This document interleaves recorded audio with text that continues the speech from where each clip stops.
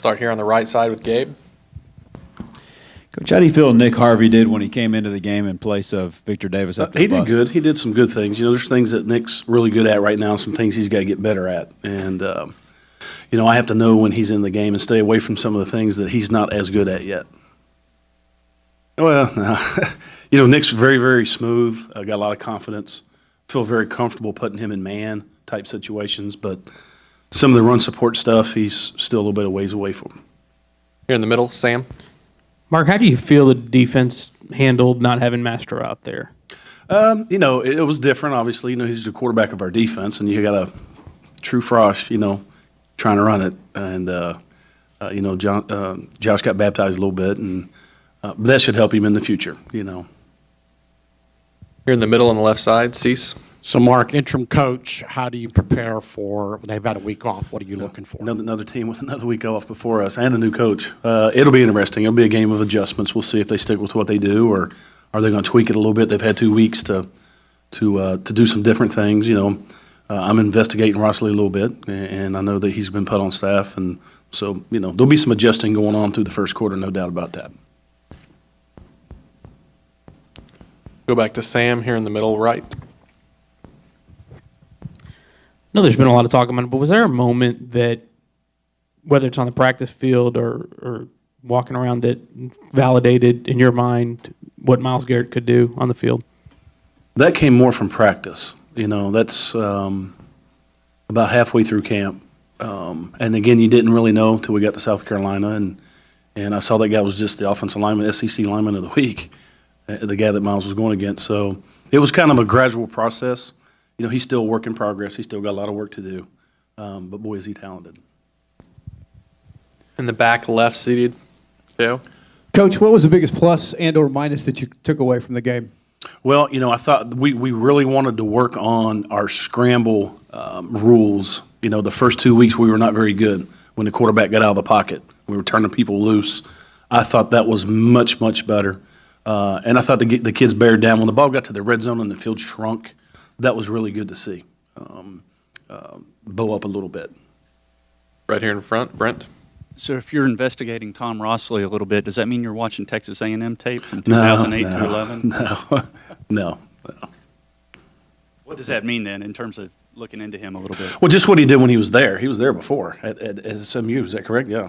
So, there's some guys that was on his staff that I'm really tight with. And so, just to get an idea, who knows what we're going to get, Brent? We got no idea. But I'd at least like to have some kind of semblance of, hey, this is what he's done in his past. Can they get that done in 2 weeks? That's for me to determine, so forth and so on. Here seated on the left, Suzanne. Mark, on your rush defense on tape, did it take a step back or did it grade out okay against Rice? No, I think that we need to be more physical.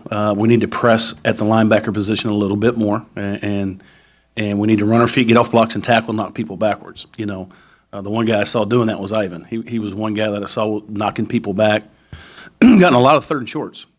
And as you look at it, third and medium and third and long, we was over 70% again, which is outstanding. But we had 8 third and shorts. That's hard. It's hard to get off the field when you're letting them get the 3rd and 1 and 3rd and 2. And credit Rice. I mean, they were patient. David was patient and kept doing what he does.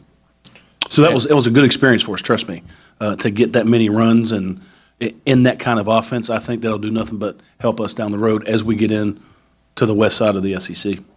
Standing in the back. Coach, what does being able to have Jackson, a mobile quarterback for Rice, how does that help you in the future with other quarterbacks you're going to see on the schedule? Yeah, I mean, anytime you face a guy that has some wheels that can run the ball from the quarterback position, creates problems for a defense. We've seen that around here for 2 years with Johnny. It's a problem. It's problematic, and it was good to see that. When things break down, again, we were really emphasizing staying in coverage, not coming out of coverage. And again, by doing that, we opened up some running lanes for him to get some yards running the football. Here in the middle, Cease. Mark, going into the season, we talked before about your depth. Unfortunately, you've had a lot of guys get hurt, and you've had to use a lot of that depth. After 3 games, how do you grade that depth? Where do you feel you are? We're still a work in progress, We're going to have to settle in a little bit on what the rotation's got to be, but until we get people back, that's going to be hard to do. We got to get everybody back. We got a pretty good feel who those guys are going to be. I feel really good up front. I mean, we're able to stay fresh. That's really, really encouraging. I love seeing those freshman D linemen run out there, not necessarily with what they're doing during the play, but their enthusiasm, their energy, their love for the game is contagious. I love it. Here in front, Brent. On the opposite end of that, and then I'll have a follow as well, is how inspiring has Ivan Robinson's play been Oh. in terms of where he came from and the fact that he's even getting minutes for y'all? No doubt. You know, Ivan's been really good. You know, he was great during the game. He's a guy that's over there talking to those young guys about, hey, look at who he's looking at. If he's looking down at you, he's getting ready to cut you. I mean, it was really good to see him engage with those young guys and then go out and give us quality minutes and make some plays for us. This is more of a question from fandom. I think it's one that's out there a lot. In terms of Jay Arnold's playing time, what figures into that in terms of how many minutes he gets? Got to get Jay more on the field, no doubt about it. I agree with that. You know, there's going to be, you know, again, once we get into this rotation and we go against the Arkansas of the world and that, we're going to have to do some things with Ivan that's going to increase Jay's role, if that makes sense. A couple more for Coach Snyder. On the right, Gabe. Are you going into this week, Mark, prepared to have Mastro and Washington, one or the other? What Yeah, we'll see. I'll know more after today. I'll have a lot better feel, you know, after today's practice. We'll wrap it up right here with Sam.